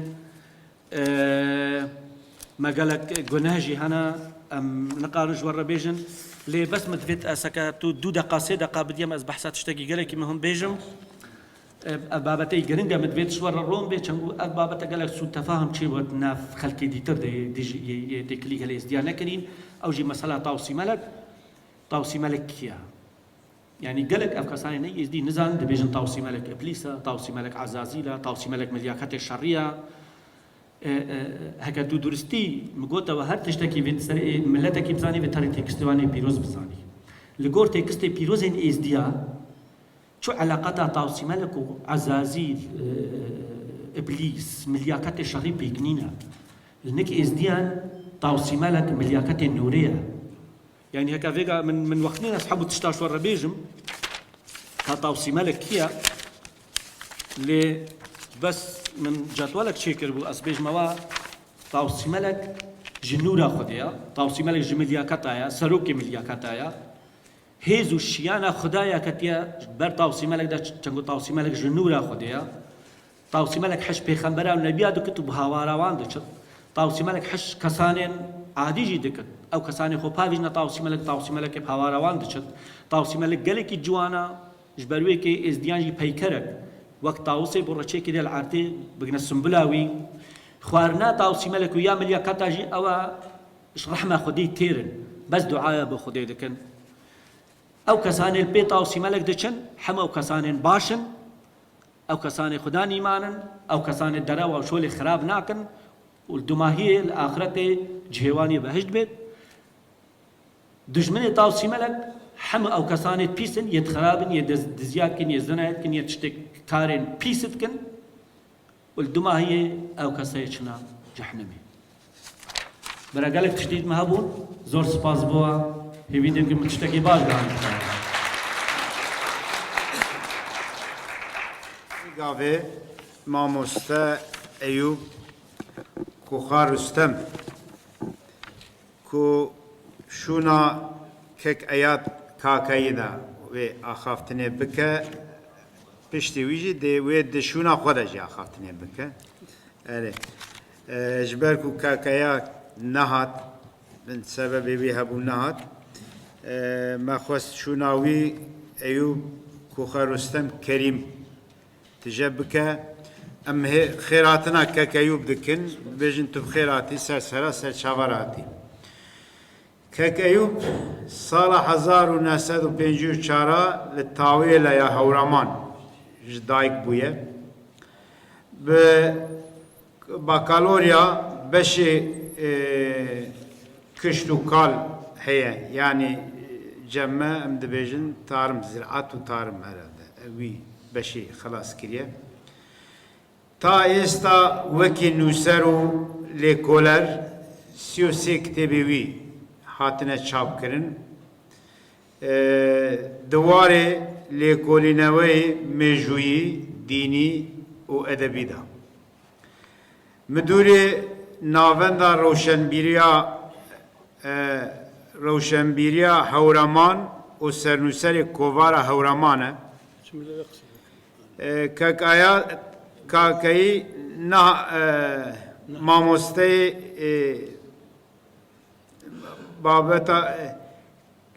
بابتاوی اجبر کو کاکایات نات ماموسته و بابتاوی پیشکش بکه ام دوباره خیراتنا وی دکن و سر چاوات سر شعر صهباي بزمي مناجات ملجأ التجاي أرباب حاجات جاي رجاي جرقي پادشاو درويش بارقاو پنا پي بيگانو خويش سرور سايدار نشان دي ولي يعني يادقار مرتضى علي بروزتنا هر نور واران بو آیچ پیوشی دیری یاران بو اما دبانی برس خوشکوبرانی خوشویست سلاوی هورامانی سربرس سرزمینی پیروزی یارسانتان پیدگینم خوشحالم امرو لآمد لخدمتی او آمادم بو پیشکشکردنی بابتی خوم دوای نیورویا بابتی اصلی بس ام بابتش سبارت بدین یارسان برادران پیان خوش بو که من لجي كاغيات بيشكشي بكام كأو نهاتو إدي ديارة هوكاري خوي هيا ديار يارسان دينكي كردية أم دينا كردياش كالين كردية بلغماني لناو تيكستكاني خوي والين هروها رقي لناو دينا آريا كان هيا لناو هرسي ديني آري كون ديني آري يكم كتا دوانزده سده بر لزاين ديني همون نتوا آريا كان بوا كأوي بشت أبستيبا هذي خير وهذي شر من سبارة بدينا كان زور قصناكم بلغش مان هي بو أما كألين رجع كان يشنا أم دينا أصلاً براسي فلسفيان بو خلقان ديني مروف لناو ديني آريا وسرچاو ورقري أرچون كي خسرواني بو أو جو قيد رفش كاوياني بو تازي دا صلاة نسر بو حفتاو دو كشوار فرمان برد بو باز هم تاس وسر دنیا نوردن دمایی مرگن هر مو مردن ارچون شای جمشید جماران جم بو 1000 سال پایه حکم و محکم بو جامی جهان بین جهان نما بو آرزوی ملکی زوی و سما بو باز هم تا وسر دنیا نوردن دمایی مرگن هر مو مردن اما فلسفه دین یارسان بو خلقانی یکم مروف کدوایی باسی یکم براسی و بس سرودكي ناوي سرترز تا استاش سرودي سرترز بشعركاني وبآوازي تنبور لناو جمو كوبنو دينيكاني يارسان دا دوتره بلغمان بو اوا كالين بلا دواي ديني آري ديني ميترائي لناو تكستكاني خوانا چندين بلغه هيا نامي ما مهر نامي مهر نقولي ألاس نامي ماهر يعني ناو اما مهر برسين و لو رجوك أخوة بروح كان ألست بربكم تا استائما مهر برزبون هروها معادليك يعني معادلة هاوكيشا روح بو انتقال الروح مهر روحي مهر أجت مهر مسيحة أجت مهر علي أما يك كلها هاوكيشا كان بو انتقال الروح للاي أوان رقا كان يبوناو ديني زردشتي زور وزبندن من خم يكي الكتابة كانم سبارت بويا كاريگري آفستا بسر رابران و پیران يارسانو ديار خوش بختانه تاسات وانم و پيانس كتاب سبارة بدين يارسان بنوسم او يكي الكتابة كانم براستي وترجمش كراو بزماني ألماني و فرنسي و فارسي ألماني و فرنسي و فارسي بله بۆ ڕێگەکانی بۆ ناو دینی زەردەشتی دیارە ئاتەشگا شوێنی پیرۆزی زەردەشتێکانە ئەوانیش چەندین سرودیان هەیە ئەو ئاتەشخانە بارگای شام وستن ئەو ئاتەشخانە زەردەشت شکیاس پەرێفەرمانە بەرگوزیدەش کرد نەڕووی زەمانە لای ئەوان بارگەی خودایی 72 جار ئابەزنە سەر زەوی پێڵێن بارگە بارگە یەکێ لە کتێبە پیرۆزیەکیشان پیرۆزەکەیان هەر بەناوی بارگە بارگەیە 72 مەقامیشانەیە هەر بەناوی بارگە بارگە یعنی بە قەناعەتی ئەوان ئاتەشگە یەکێکە لە بارگە خواییەکان یان ئاتەش زەرورن گڕان گڕای ئاتەش زەرورن چونکە نیشانەی تەجەلای نورن ئاتەشگە زەرورە و ئاگە گڕەکەی نیشانەی تەجەلای نورە نوری خوا لە ناویە دێمە سەرەوەی ئەڵێم ئەم دینێکی کوردیە ئەمەش هەر لە تێکستەکانی خۆیانەوە دەست پێکەم دینێک بەڕاستی هەموو کەڵامەکانی کوردی یعنی چۆن دینی ئیسلام قورئانی هەیە چۆن ئەم برادرانی SD مەسحەفا ڕەشیان هەیە ئەوانی کتابیان هەیە کتابەکان سەرنجام 6 بەشە بارگە بارگە دەورەی هەفتەوانە دەورەی چلتەن گڵێم و کۆڵ دەورەی عابدین خوردە ئاوێستە یان وردە ئاوێستە هەمووی بە شێعری کوردی و بە دیالێکتی گۆران زمانی ئەدەبی گۆران نووسراوە هەر هەموو کتێبەکە چەند کتێبێکیان هەیە پێڵێن دەفتەر دەفتەری گەواهی غوڵامان دەفتەری کەڵامە گەورەی پەردیوەری دەفتەری شنروێ دەفتەری زوڵاڵ ئەمانە هەموو بە زمانی کوردی بە زمانی ئەدەبی گۆران نووسراوە کە منی هەورامیش زمانی ئەدەبی گۆران دەزانم کاکەی ماچۆش یارسانی زمانی ئەدەبی گۆران مەفروزە زازاکیش زمانی ئەدەبی گۆران بزانێت بەڕاستی ئەوانەی کە پیانەڵێن کەڵامی خاوەنەکانیان چەند کەسێک گای کەڵامیان نووسێەوە وەکو شان نعمەتڵڵا جەیحوناوایی سید حەیدەری یعنی سید براکە کە یەکێکە لە دەورەکان ڕابری یەکێک لە دەورەکانە سید حەیدەری وەکو زڵفەقاری گۆران وەکو تەیموری بانیارانی و هەتا دوایی ئەمانش چەندین کەڵامن کە من بوارم نییە کاتەکە بوارم نادا بە درێژی باسی بکەم ئەمانەش هەموو بە زمانی کوردی نووسراون هەروەها هەرچی پیرۆزیەکانی تری هەیە بە زمانی کوردی نووسراون تەنها لە ناو تێکستەکانە یەک تێکستەیە کە شان نەعمەتڵڵای وەلی کە عەفو حاجی نەعمەتاڵای ئێرە بەڵێ نا حاجی نەعمەتڵڵا جەیحون ئابادی نا ئەمەی حاجی بەکتاشی وەلی عەفو ببورن حاجی بەکتاشی وەلی بە تورکمانی نووسویەتی ئەمەش کەڵامی یارسانە تەنها ئەم کەڵامە هەیە بە تورکمانی نووسرابێ حاجی نەعمەتڵڵا حاجی بەکتاشی وەلی نووسویەتی بەڵێ ببورن باشە دینێ هەموو تێکستەکانی کوردی بێ ئەمە یەکێکە لە خاڵەکانی کوردبوونی دوو قیبلە و ئاوی کەوسەریان لە کوردستانایە و بێزاد لە هەورامانەیە کاتێک کە تەڵقینی مردووەکەشیان دەدەن ئەوەی بیرەخەنەوە کە ئەو فڵانە کەس مردن مەولام ئامانن فڵانە کەس مردن ئەر گوناحکارە تاوانشکردن پەناژ وە دینی یاری ئاوردن یعنی پەنای بە دینی یارسان هێناوە ئینجا بەڕاستی بۆ ئەوەی ئەڵێن ئاوێگەیە لە ئاوی کانیەکی پیرۆز پێڵێن ئاوی تەشار وە شتێکی ژەیە پێڵێن شوێنەگەی پێڵێن پەردیوەر قیبلە یارسانەکانە ئاوی تەشاریش ئاوی پیرۆزی یارسانەکانە لای چاوە سەیرم مەکە هەمووی ئەڵێم کاک بەڕاستی بۆ نمونە لە تەڵقینی مردووەکە ئەڵێ محاسب پیرموسێ صاحب دەفتەرن قیبلەی حەقانیش نەپەردیوەرن محاسب ئەوەی چاکە و خراپەی مرۆڤ ئەنووسێ پیرموسێ لە ئەسڵا کوردی شامە کۆچی کرۆچوە لە پەردیوەر سەری بە سوڵتان ئیسحاق سپاردووە بووە بە یەکێ لە بازنەی 72 پیرە محاسب پیرموسێ صاحب دەفتەرن قیبلەی حەقانیش نەپەردیوەرن قیبلەکەی باشە دینێک کە قیبلە و ئاوی کەوسەری لە کوردستانە بێ معناوەیە ئەمە دوو خاڵ دینێکی کوردیە 5 ڕابەرە دینیە گەورەکیان بالولی مایی باوە سەرەنگی دەوانی شاخۆشەنی لۆڕستانی باوە ناوسی جاف یا باوە ناوسی سەرگەتی لەگەڵ سوڵتان ئێسحاق یان سانسەهاکی بەرزنجی هەر 5 کوردن لە دایک و باوکی کورد بەڵام داخەکەم ئێمەی کورد خۆمان ناناسین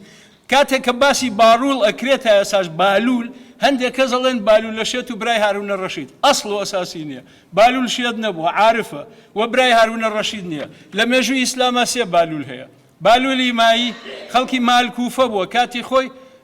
بە ئەو ئەقلیمەی لۆڕستان وتراوە مالکوفە مال بەسرا بووە بەڕاستی خوزستان مال بەسرە بووە لۆڕستان مال کوفە بوو ئەو خەڵکی مال کوفەیە لەوێ لە دایکبووەوە ناویشی عەمری کوڕی لە هەبە لە بنەماڵەیەکی کورد لە دایک و باوکی کوردی بەڵام ئێمە لە نەزانینی خۆمانە ئەم زاتەیە نین ئەیکەین بە عەرەب و ئەڵێن برای هارونە ڕەشید بووە ئەمە یەکێ لە ڕابەرەکان خۆی ئەڵێ خۆی ئەواتە یاران ئەواتە یاران ئێمە دەوانین ئەواتە یاران هەنێ مەگەڵین یەکێکی شاران تازی نەکەریم ئاینی ئێران ئەڵێ من پێم ئەڵێن شێت بەواتەی خەڵک پێم ئەڵێن شێت بەڵام ئێمە لەگەڵ برادەرەکانمان یارەکانمان ئەگەڕم شار بە شار دێ بە دێ شوێن بەشن بۆ زیندوکردنەوەی دینی ئێران مەبەستی لە دینی ئاریە دینی ئێرانی مەبەستی لە دینی ئاریە دیارە دینی ئێران ئەمە ئەو یەن بۆ دوایەوە باوەسەرەنگ خەڵکی منطقەی شاهۆیە لە بناری شاوە دەوان دەیەکە پێڵن دەوان لە دێکەی منە بە خەک سپێر درراوە لە تێوەڵا مەزاری مبارەکی لە تێوەڵەیە ئەڵێ سەرهەنگت دەوان ئەسکە نامە من سەرهەنگت دەوان ئەزەکەی هێناوە بۆ لای جەنابتان چنەی ئێرمانان مگەڵم نەهەردان مکۆشم پەرێ ئاینی کوردان ئەڵێ من تێکۆشان بۆ ئاینی کوردانەکەم ئاینی کابرا تێکۆشان بکا بۆ ئاینی کورد معنای ئەوەیە دینەکەی دینێکی کوردیە هەتا ئەڕوات هەتا دواتر بۆ میسال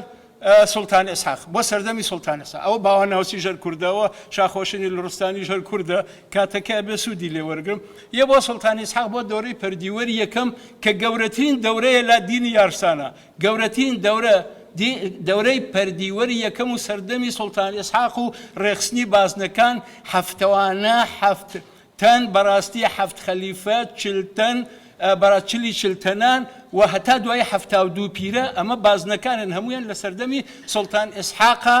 ڕێک خراون ئەویش ئەڵێ کاتێ کە باسی باوایەتگارەکە یەکێکە لەو پیرانەی کە من شعرەکەی سەرەتا ئەوە بۆ ڕۆحی باوایەتگار بوو خوێنمەوە شعری حەزرەتی مەولەویە ئەڵێ بەرگی خودڕەنگی کردووە بەراتش تەمام کوردستان داوە خەڵاتش لەو کاتە باسی کوردستانەکە داخەکەم من چوومەتە زانکۆ لەوێ کۆڕ بەستراوە پرۆفیسۆر هاتووە وەڵا دەیلەمەیکان ناوی کوردستانیان ناوە دەیان لیمە چەند ئەقلیمێکیان لە کرماشان دابڕیەوە ناویان ناو کوردستان کاکە بڕۆ تۆ بگەرە بۆ تێکستەکانی خۆت تێکستەکانی کوردی خۆت دینەکەی خۆت ئەوەی تایە کە ئەڵێ بەرگی خۆڕەنگی کەروە خەڵات بەڵێ ساڵی 324 کۆچی 324 کۆچی باوە سەرهەنگ ئەو شعرەی وتووە ئەمە سەدەی حوتەمی کۆچی وتووە ئەمە سەدەی حوتەمی کۆچی فەرموویەتی هێن ساهەکی سڵتان ئێسحاقی بەرزنجی سەدەی حوتەمی کۆچی خۆت حیسابی کە بزانە چەندەکە من بە کۆچی خوێندومەتەوە مەزدەرەکان کۆچین مەزدەرەکان زاینینی بەڵێ دوایەوە هەموو شوێنە پیرۆزەکانیان لە کوردستانە ڕێک کەوتووە شوێنی پیرۆزیانە بێت لە دەرەوەی کوردستان کاتێک کە ئەو کەسە چوە بۆ بانگهێشتی دینی بۆن مینە شابرایمی ئێوەت یەکێکە لە بازنەی حوتەن چوە بۆ بەغا مەزاری شابرایمی ئێوەت لەوەیە مەزاریان هەیە لە مووسڵە ئەمە کاتێ بۆ فەرمانێکی دینی ئەو ڕابەرە ئەو پیرە چووە بۆ ئەوێ بەڕاستی لەوێ ماوەتەوە بە خاک سپێراوە بەڵام زۆربەی هەرە زۆری پیرۆزەکانیان لە کوردستانە ئەمە ئەوانەی بازنەکانن هەمویان کوردن ڕێک کەوتۆ چەند کەسێک کورد نەبێ وەکو پیر حەیدەری مووسڵی پیر عەزیزی بەسڕایی پیر خاتوو نازداری شیرازی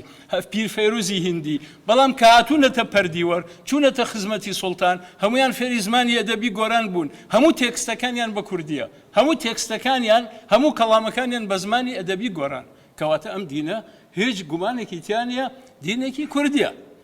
ئەمە ئەو دوو خاڵەتەوە و ئاریبوون و کوردی بوون دێمە سەر هەندێک بنەمای سەرەکی ئەم دینە بنەمای سەرەکی چەند بنەمایەکی سەرەکی هەیە ئەمانە یەکێکیان بۆ تێڕوانیان بۆ دروستبوونی دنیا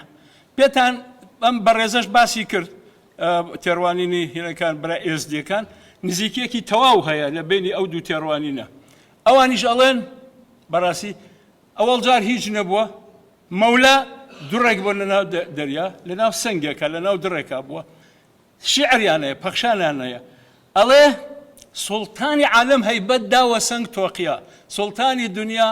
فەرمانی کرد بە سەنگ یا دوڕەکە تۆقیە تەقی خاوەنگار پارچەیە سەنگ شاناوە هەوا بیوە ئاسمان پارچەیە لەو سەنگەی شاناوە هەوا بی و هەم ستارەکان سازنا ئەستێرەکانی دروست کرد جڕۆح وش جنور وش مانگ و هوەر ئیجاد کرد لە نوری خۆی مانگ و خۆری دروست کرد هوەر هەور نییە خۆرە هوەر یانی خۆر مانگ و خۆری دروست کرد ئەمە تێڕوانینیانە بۆ دروستبوونی دنیا پێتان عجایب نەبێ ئەمە بە پەخشان هەیە پێتان عجایبێ ئەمە بە سرود هەیە حەفدونە بەیان بۆ واچان پێتان نە حەق بزانان معلوم بۆ لێتان ئەوسانە لەبی نە ئالیابی نە عەرشبی نە فەرش جیهان دەریابی مەولا ڤەدوڕبی دوڕڤەتەی دەریا ڤەدوڕ بەر ئاما جیهان کەرمەهیا نامێ وێژنیا ڤە خاوەندگار عەرش و قورش و فەرش ئەوسادا قەرار نفسی ئەو تێڕوانینەیەکە جەنابی باسی کرد بۆ برا ئێزیەکانمان پێتان عجایب نەبێ لەو سەردەما ئێمە پەخشانمان بووە داخەکەم زۆر بەداخەوە ئەڵێن پەخشانی کوردی لە کۆمەڵێ ناو مۆلانا خالدی نەقشبەندی شێخ حسێنی قازی لەمانەوە سەری هەڵداوە هیچی وان نییە ئەمە پەخشانە ئەمە هی سەدەی سێیەمی کۆچیە ئەمە هی 1200 ساڵ لەمەوە پێشە منەی خوێنمەوە بە تاریخ دوایە پەخشانە کوردیەکان 21 پەخشانەکانی یارشان 21 1 2 3 4 هەمویان ژمارەیان هەیە لای من هەن هەر لە دروستبینی کەونەوە باز ئەکەن تا دەورەی سەید براکە تا سەدەی سیانزەمی کۆچی باسوخواسی مێژویان تایە دینیان تایە عیرفانیان تایە بۆ نمونە سیاسیشیان تایە باسی جیابوونەوەی حدودی بینی دەوڵەتی سەفەوی دەوڵەتی عوسمانیەکە ئەمانە پەخشانن من لە کتێبێک ماهاتوم زمانی پەخشانەکان سەردەمەکانیان هەموم شیتەڵ کردووەتەوە هەموم باس کردووە بەڵام مامۆسای زانکۆ و پرۆفیسۆرمانەیە ئەڵێ پەخشان لە شێخ حسێنی قازی و شێخ مەولانا خالیدی نەقشبەندیەوە ئەمە ڕاست نییە ئەمە بەڕاستی ئەبێ ڕاست بکرێتەوە ئەبێ مێژووی ئەدەبیاتی ئێمە لەسەر بنەمای تێکستەیە کوردیەکان کە تێکستەکان یارستان هەرە دەوڵەمەندەکانن ئەبێ جارێکی تر ڕاست بکرێتەوە بنووسرێتەوە تێڕوانینیان بۆ خوڵقانی یەکەم مرۆڤ میسۆلۆژیا لەناو هەموو نەتەوەکانە هەیە میسۆلۆژیا بەڵام میسۆلۆژیای کوردی جوانترین میسۆلۆژیایە بۆ خوڵقاندنی مرۆڤ جوانترین میسۆلۆژیا کاتێک خوا ئەیەوێ یەکەم مرۆڤ بخوڵقێنێ مەلایکەکان لەبەردەستیان میکایل جبرائیل ئیزرائیل ئیسرافیل ئەمریان پێدا بچن خۆڵی کێوی سەرەندیل بێنن بۆ سەرەندیل بۆ ئەمەش مانایە ئەمە پرسیارێکی گەورەیە ئیزرائیل لە چێ خۆڵەکەیێنێ خۆڵێنێ خوا فەرمانەدا بە جبرائیل بیکە بە خەمیرە بیکە بە بووکە شوشە ئەکا بە خەمیر لەسەر شکڵی مرۆڤ بە ڕۆحی خۆی ئەڵێ بڕۆرە ناوی فەرمانەدا بە ڕۆح ئەڵێ ناچمە ناوی لەبەرەوە قوڕ پیسە خۆڵ پیسە مرۆڤیش تاوانکاری دوای خوڵقانی تاوان بەرپاکە ئەمە هەموو ئەزانین هابیل قابلی کوشت لە دینی ئیسلامی شەوایە هابیل قابلی کوشت براکەی خۆی کوشت ئەڵێ مرۆڤ تاوانکاری لێرە خوا بە زۆر نایکا پێی فەرمانەدا بە جبرێلی ئەڵێ تەمبوری بۆ بژەنە وە سرودی بۆ بڵێ ئەو سرودەی کەوتم بە سرود ژەنین و بەوتنی شعرەکانی سەرتەس ڕوح قایل ئەبێ و ئەچێتە ناو خۆڵەکە و یەکەم مرۆڤ ئەخۆڵقێ ئەمە ئەگەر لە ناو دینە معجزەیە لە زانستا ئەگەر میسۆلۆژیاش بێ بەس جوانترین میسۆلۆژیایە فەرمو بەراوردی بکە لەگەڵ میسۆلۆژیای یۆنان کاتی ئەڵێ خوا لە کێوەکانی تراکیادا بەزی بۆ دەشتەکان و نەوەی لێکەوتەوە باشە ئەوە میسۆلۆژیایە ئەمەش میسۆلۆژیای کووردە ئێمە خەبەرمان نییە خوڵقانی مرۆڤ بپرسێ ببەسترێ بە چوار شتەوە یەک خۆڵ دوو بەڕاستی ئاو سێ یەک خۆڵ و ئاو دوو ڕۆحی خوا سێ شعر ئەدەب چوار ژەنینی تەمبور ئێستا لەم سەردەما لە عەسری زانست و تێکنۆلۆژیا هەندێک کەس پیا بوون ئەڵێن مۆسیقا حرامە مۆزیک حرامە و شعر حرامە و ئەدەب حرامە و من خەڵ بە خۆمی وتووە مامۆستا ئەیوب تۆ ئەوە عەمرت خەریکە تەواو بێت تۆ کوڕی پیاوێکی دیاری خەڵکێکی بە شەخسیەتی تۆ چیەکەی لەگەڵ ئەم شتانە و ئەم نووسینانە ئەمە هەموو عاقیبەتەوە سووتێنێ چیتە جەحەنەم وتومە مەرحەبا لەو جەحەنەمەی کە من ئەچمە ناوی مەرحەبا لەو جەحەنەمە پێم خۆشە بچمە ناوی بە هەر حاڵ یعنی یەن لەسەر شتێکی تریان کە زۆر جوانە زۆر جوانە وەسەد لە بینی خوا و لە بینی مرۆڤان نییە لای ئەوان لەوەوە کە وەنەفەختو فیکە من ڕوحی لە دینی ئیسلامی پیرۆزە هەیە وایە هەموو مرۆڤێز گەردیلەی خوایی تایە یارسانەکانیش ناڵێم ئەوەیان لەو دینەوە وەرگرتووە پیان وایە هەموو مرۆڤێک گەردیلەی خوایی تایە زەڕاتی خوایی تایە ئەم زەڕاتە لە مرۆڤی باشە باڵاکە لە مرۆڤی خراپە ئەپوکێتەوە لە مرۆڤی خراپە زەڕاتەکان ئەپوکێنەوە کەمەکەن لە مرۆڤی باشە باڵاکە باشە ئەوان ئەڵێن هەندێک کەس ئەتوانێت توانای خوایی هەبێ ئەو ڕابەرە گەورانەی کە باسم کردن لەوانن ئەمە پێڵێن زات بەشەر ینی مرۆڤێکە توانای گەورەی هەیە پێڵێن زات بەشەر اینجا ئەم زات بەشەرش دیوێکی ترێڵن پێن زات مهمان ئەم زات بەشەرە گەشت ئەکا بۆ شوێنێک ماوەی چەند ساڵی ئەمێنێتەوە بۆ بڵاوکردنەوەی دینەکە پێڵێن زات میهمان هەروەک ڕۆحی پیرۆزی سوڵتان ئیسحاق لە پەردیوەرەوە کۆژەکە یە بۆ بنگول و دەرسیم لەوێ ئەچێتە تەنی حاجی بەکتاشی وەلی و ئەو مەزهبە یا ئەو دینەدا ئەمەزرێنێ ئەمە پێڵێن زات میهمان یعنی معنایەوە هیچ وەسەتێک لە بینی خوا و لە بینی بەندەکانیان نیە مرۆڤ ئەوێ بە عەقڵ بە ئیرادە خوا بناسێ دوو خەسڵەتن بەس بۆ مرۆڤ هەن ڕاستە مریشک عەقڵی غەریزی هەیە مریشک 21 ڕۆژ لەسەر هێلکەکان دایانیشێ و جوچکەکان هەڵەیەنێ و دوایی کە ئیشیان بەو نامێنێ بە دەنوگلیانەدا لەسەر دەنکە گەلمێ ئەمە پێڵەن عەقڵی غەریزی ئەمە سۆز بەرهەمێنێ ئەمە سۆز بەڵام ئەو عەقڵە دەستاوەردەی مرۆڤ تەنیا مرۆڤ خاوەنیەتی هیچ ئاژەڵە هیچ بوونەوەرە خاوەنی ئەو عەقڵە نییە ئەوان ئەبێ بەو عەقڵە خوای خۆیان بدۆزنەوە ئەمە یەک و ئیرادەش هەمومان نەزانین ئیرادەیەکە کە لە خەسڵەتەکان ئیرادەی ئاژەڵ خەفەکراوە زەعیفە ئیرادەی مرۆڤ گەورەتی ئیرادەیە توانێت بەگشت هەموو نەڕەحەتەکان بچێتەوە وە شوێن بدۆزێتەوە بۆ ئەنجامگانی حەزەکانی کەواتە یارسانەکان ئەبێ بە عەقڵی دەساوردووە و بە ئیرادەیەکی کەم نمونەی خەفە نەکراو خوای خۆیان بدۆزنەوە بیناسن ئەوان کۆمەڵێت تەقسیانەیە یەکێک لەوانە سەرسپاردنە سەرسپاردن ئەساسی دینەکەیانە ئەساسی دینەکانە هەر یارسانێک سەر نەسپێرێ یارسان نییە هەر سەرێنە لەو ئەو حوزوری جەم نەسەنجەوە دەست خەلیفە و خادەم بێشک ئاسرە و تۆمار نیەن نەڕۆژێ حیساب و شمار نیەن هەر سەرێک نەبەسترێ سەر نەسپێرێ بە پیر و بە دەلیل دوولکە یەکێکیان پیرە یەکێکیان دەلیلە هەر کەس سەر نەسپێرێ بەو دوولکە ئەوە یارسان نییە ئەگەر چی لە باوک و دایکێکی یارسانیش بوو بێ جەماعەت نەفسی ئەمە لەناو درزیەکانی لوبنانە هەیە من چوومەتە لوبنان چەند جارێک کتێبی شمەیە سەبارەت بە درزیەکان و بە عەرەبیش نووسیمە ئەوەیان أوجه التشابه والمقارنة بين الديانتين الكردية الدرزية والكاكائية ليش عيني أمشتهية عينا سرسبارني وان بينان الإذعان هرنا أو بعربية أم بكردية هيش هناكي تيانية دواي سرسباردن أوان براسي دروش ميانية دروش ميديني اشتكي باسكر ما مستا يارسان ورا راي حق راسيا برانا ورا باكي ونستي ودروستي وردا قدم وقدم تاو منزلقا اما فلسفه يارسان لجيانا همو يارسان ابي بم شوار خالوا بيوزد به اگر بيوزد نبو بلي بناو يارسانا بلام سلوك الروح يارساني ورنقرتوا سلوك وروح يارسان روح دينكي ورنقرتوا جم بستن جم يعني قليربونوي ديني يعني كوبونوا داخلكم جم كان بوشيكي عربي جم عربينيا جم وشيكي افيستايا يعني قليربونوا يعني كوبونوا اجينا اقرا افيستانيا جمشيدي جم لكيو هاد من لبيش شرع كم خوندوا جمشيدي جم لكيو هاد جمشيدي جم سان صاله بيش سر هلداني ديني بيروزي اسلام كواتا جم وشيكي عربي اوان جم بستن كوبونوا كان لو جماعه براسي مناسبة هيا مناسبة ديني خوان هيا سرودي تايبة هي هل يبجرن بو جماعة هميان سرودك أزانن تنبورجن لويا سيد لويا يعني قائدي جم سيد بيا باو بيا هركز بي خليفة لويا گوشت يعني لويا گوشتك جوان كلاوة اسقان كان اللي بوتو كرديانا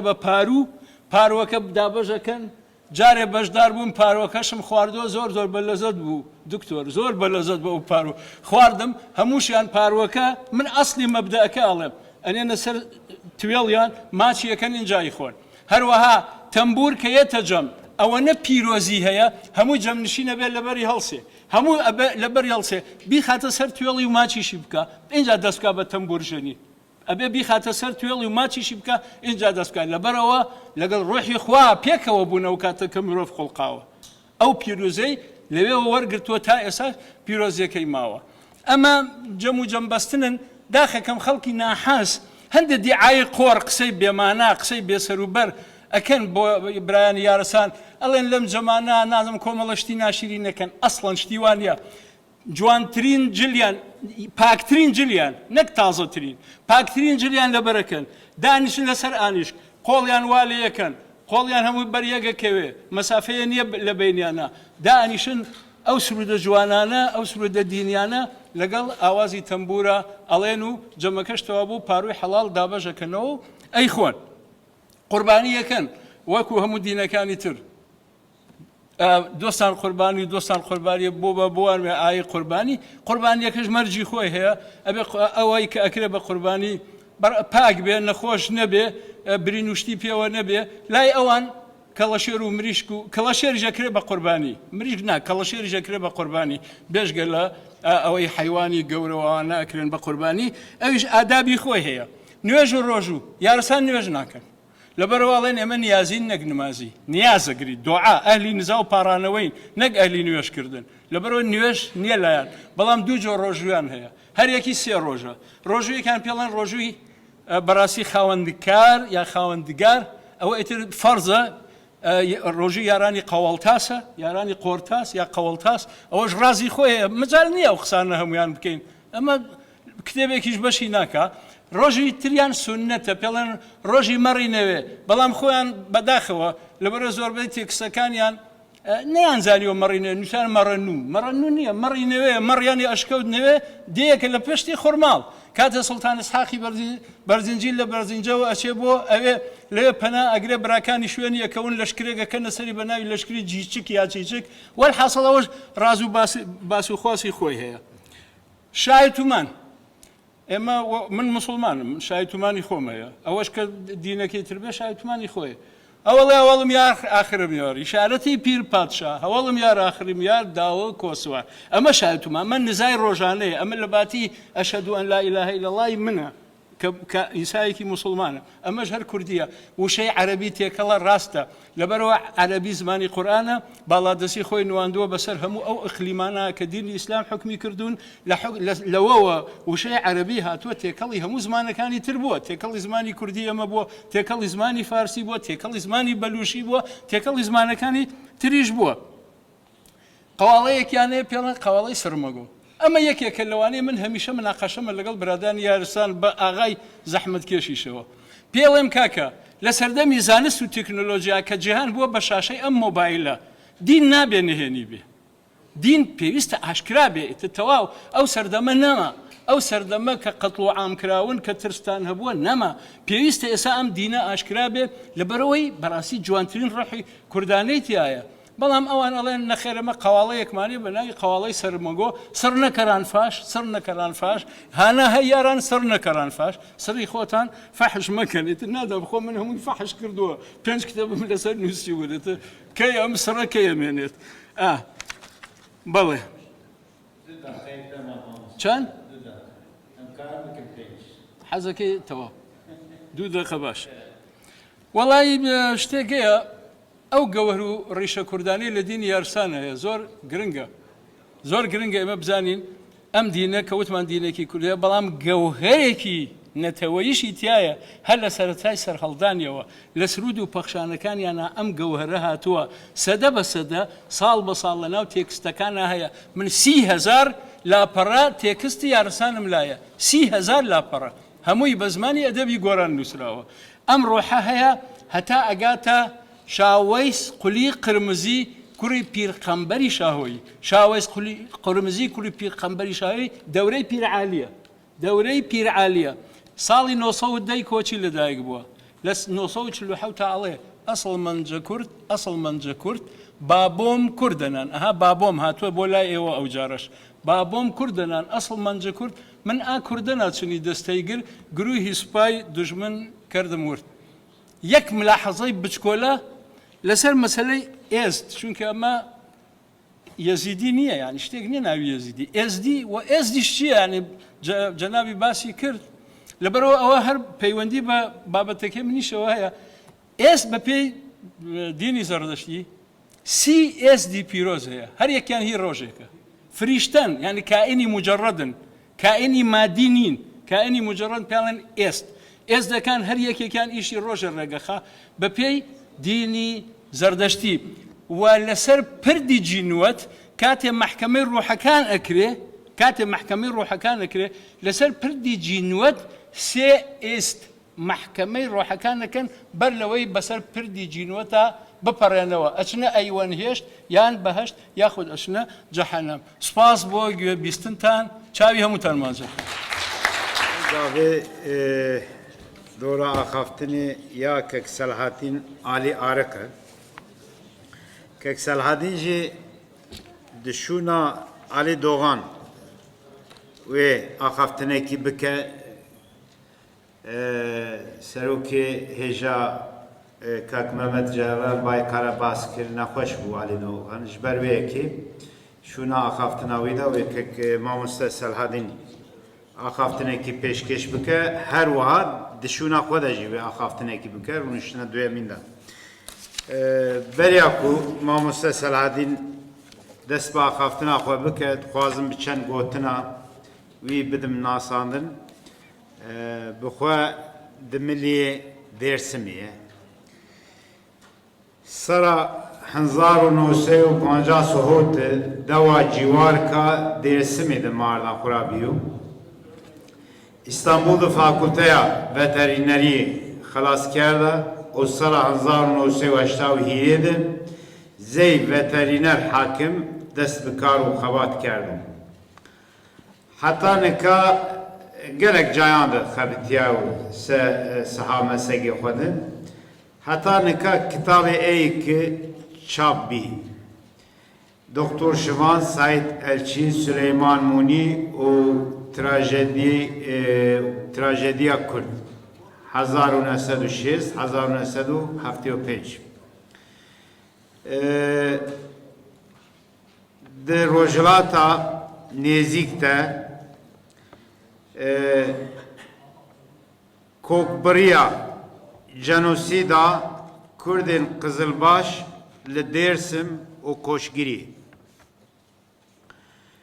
Kitêba sêyemîn باورین آریانی و ریا حق سه کتابی وی چاپونه کرم که Kek Selahattin فرمو گوتن یا جنابته Evroma ima biyeme top ita hevale ma esti başlura rozilatra ami nixerami tmnima serami زوج اسمه آمیتا ماگوستانی سماج خیرامی تمنوما سرامی برخورداری نا سرداریا کردکاوچی اما kelime top ard meteleve dünde spasken hiç berxudarve nika smara na desimde ra hakiye esta itikadi kırmancıya esta da esero çıkake destavara ma ami çıkake zonema hukerd kunde smara kesiken nika hem yarasanu da hem yezudu da zof purtik esti zof defteri esti zof nüse esti ama made yemade itikate made katu açino ne kasekerdar ama zonema sero tıkesi ikerdo kese tıkesi ikerdo da esero mitsi diyor da esero kesiken esifte na esmara vajim nika na Türkiye'de ma vane Kızılbaşı, Revvatine Kızılbaşı, peydoçu ma kelime Alevi, mera göre ma ne Kızılbaşı me ne Alevi me, peydo ma yinuma hinya kelime,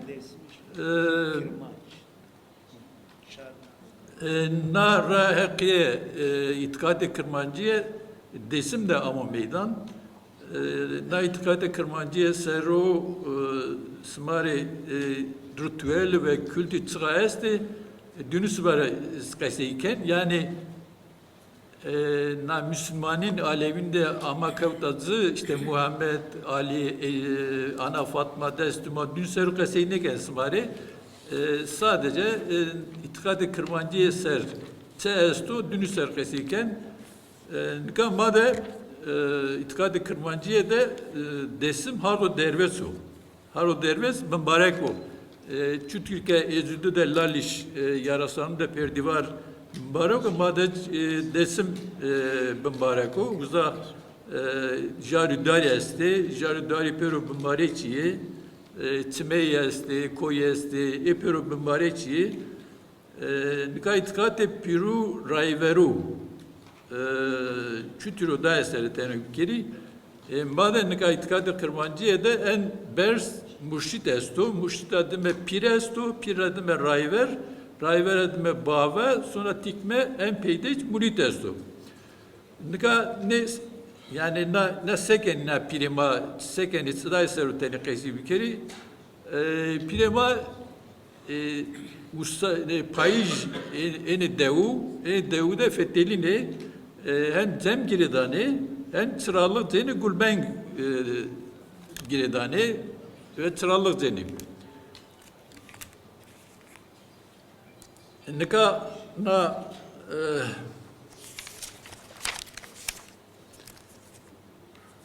ek amey devede koçak zeni leho pir koçak zenu baş fısıfta sonu çetikmeyi de devede çe esta xeletiye esta kam dai peru kam jünde heredano dünüseru qesikenu peydoçi kamiz çeke gırso yani devnemade cem gitçino cem çino kam gırso rato uza söne cem giredane xeveredaneze arroze uza beni top sonra uza cem giredane nika cem giredane mada venga hakiye da hem venga hakiye hem zovçi cem giredane uza sekeni millet beno tep niyazi ho beno kurban ho beno kano uza kano pir uza cem giredano juci ukuvano dovzuvano duazuvano peydoçi semasoni semer admeçi na kurvanu lokma keni vela zoyçi işte tikmera perskerdo ya devede çıkıravine esta kam do pero kam sekerdo yunoani ani haştin ser hani darli mesela perskeni hem dira perskeni binreç perskeni kamke jünde ukero rındiyor perskeni ifade de ceni ifade etmeci aynı verdi ek ağır verdi ne ağır verdi içi yani pirçi mesela kamke galitiye kamke kaçı kamçı haksız o cezadan o değil yani madde en ceza girse ukeno lonetleme keno la lonetleme kar lonetleme o oradime devede kes değil kesen ne keno veri çevirde kemer aşağı nane ro kem değil kesen ne keno mal değil verte mal ne keni selam yani selam zinedane yani henüge yani indi merik bezar ben o çe bezar ben o zavardan o sonu devede Cemç niye girdin o madem yani yarasan da cemesto yani zemao yani zof zemao yezüdeci ya işte hindi bunda ze imanıyor ama dünce tenesto zoyç made musayibin esta musayibin esta ama musayibin işte yarasan da bir ay ahiretiye vani yezüde pardon yezüde bir ay ahiretiye vani kamke bir ozev yani indi vakti oje o name ve vakti o ame ju musayib hore cenu belikenu sonra pir de gulvenk cenu orada mı benim musayib hatta merdene hatta jünde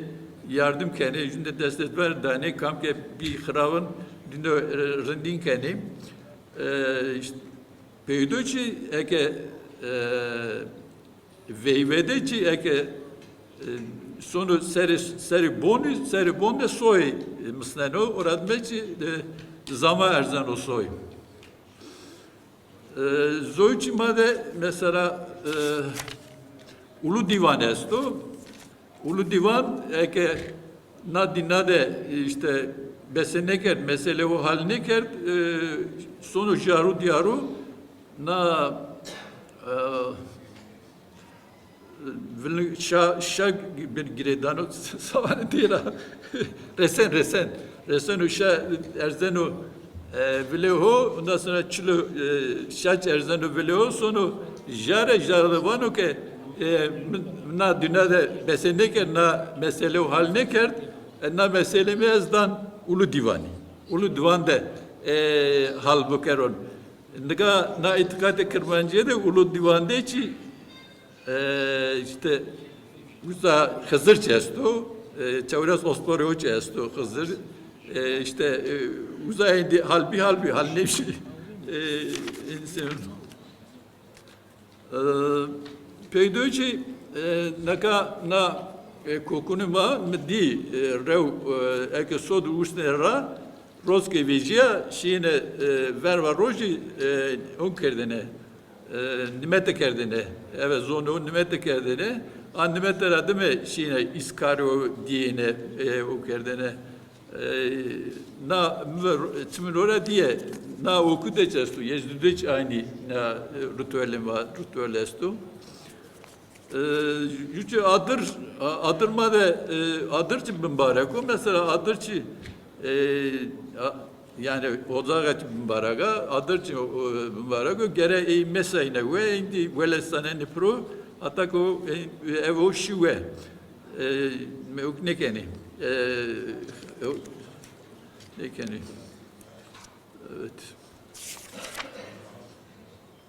Zovçina mesela made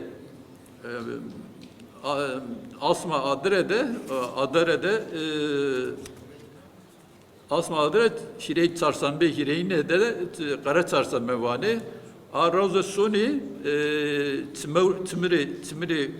yokta henira ve ani ve pakani rısneni çevra rısneni malla rısneni milletreke nevşi zimbeku kravin zimbeku yani Hristiyan de çünkü fafitken madeç işte belki iniyor. Jutmada Hızır estu Hızır mada zof en zona yani iyice zerri çeyiyor. Herkes gayr vecinu Hızır'ı na Hızır'da hiç asma şibatte hafta dediğinde de çarşamba perşembe ene roze deni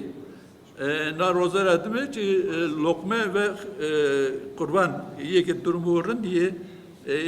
kurbanu kene ebinci lokme kene ame hatta nikah yani madde Hızır hin kunde ya hekra daha ravero Hızır çıke kev tenge çıke yardım yok bir venga Hızır'dan ya Hızır vani mesela hatta Çinane mesela Merik Katıraure Barker'de şu işte şu baranu Çengel'de Katırao Gırbiya ya Hızır vatu ne de ki Hızır alakotara ne vatu Hızır breme Katırama işte niye Hızır'a eskeni Zoyçi mesela mada gavan esto gavan henzon yani Ermenura maramu işte oçi asma penede desemu tarseme peseme onca roze zerini ama na roze ta nezeni yani oknuyor kunde mecburnuyor orada metcerinde orada işte na Kalesto, hanıma kalesta, niya tiyatral kene, kaykayni, çimi kene top, na çimici beni o kene, işte pozeni orada bir piyaveni. Ya sera saro ya işte nika işte kiyo asma ga çelevani made ne asma gahançivani işte asma peynu işte sifte ya zmuston dais verti dündero yani no en zon kena Hristiyanura mara amo Ermenu kerdo çünkü zoy kurdu destu çünkü ne zo estu etesmade etmade kesu demek madeci herhalde o kerdo. Evet. Zovi, sonunda kıymet sonra. Evet, tamam. Nika madem işte narra hakiyede jarudari yani her devede mutlaka jarudariyo esti sonra jarudari de kurban sarabırneni zovci na jarudara ukra seni velani kemerani o kemer keni verti paçi giredane o hani zerreçeyi de çi ustuna teverik yasta a ustuna teverik era dar de kendi roza posamej her roza posamej uza mum evkeni kendi uza işte ustuna teverik ya uza şey uknikeni hunde temizliğini uza zof uknikeni zoici na işte medagastu kheri merdu astu no kheri merdu yani işte Roza Hireyne dani, Roza Hireyne radime işte çevresi Roza'dan no Müslüman deçestu. Yani no herhalde en son kez zert suramu. Nika made zoici son venine esta mesela soy sero son veni, vela adir sero son veni, jüç sole vantena sole sero son veni.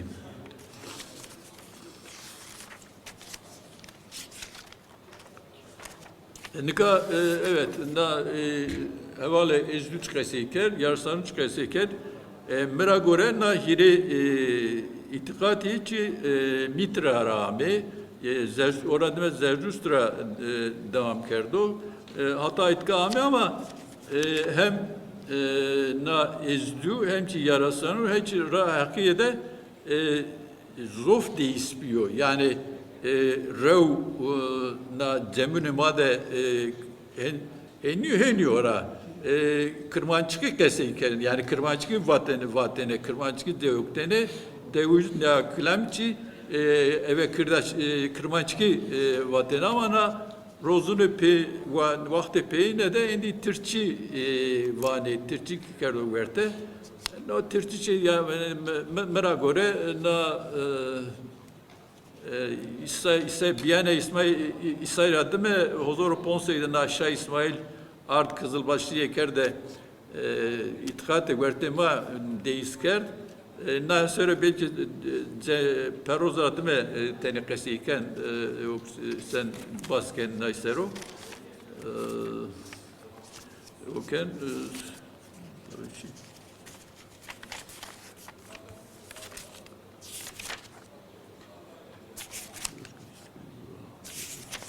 ha, zoici yok esto, mesela ben jarunuma da jarunuma da tarık esto yani niye tarık esto o ki o bambarako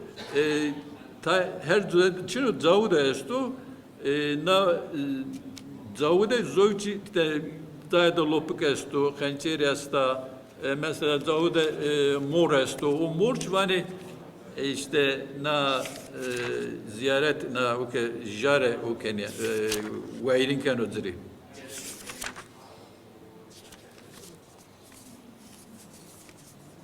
evet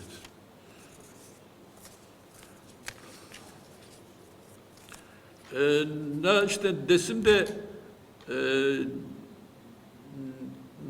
na kırmancıya vani hora kırmancıya vani Zaraç hardı dervis vani, desim kaniyeç vani, işte na ukradı İsa'yla biyane İsa'yla deme ozor pointseden Şah İsmail ame o vakit desim bindesti Şafavi devi o vakit na Kızılbaş'ın ardekerde verti itikatema na Ali, Ana Fatma, Desti İmamı, Ehli Beyt, o vakit adkerdi. Orada meçi yemaçı vayir vecey, nika itikat ema da eser sonu. Ziracı Alevin vane, işte Alevin vane ama işte Nuhin diyor, indi asimle biyor. İnsan besene gönü yani Yunu'yu kabul kerdi, maç besene gibi çiğ vacmedira.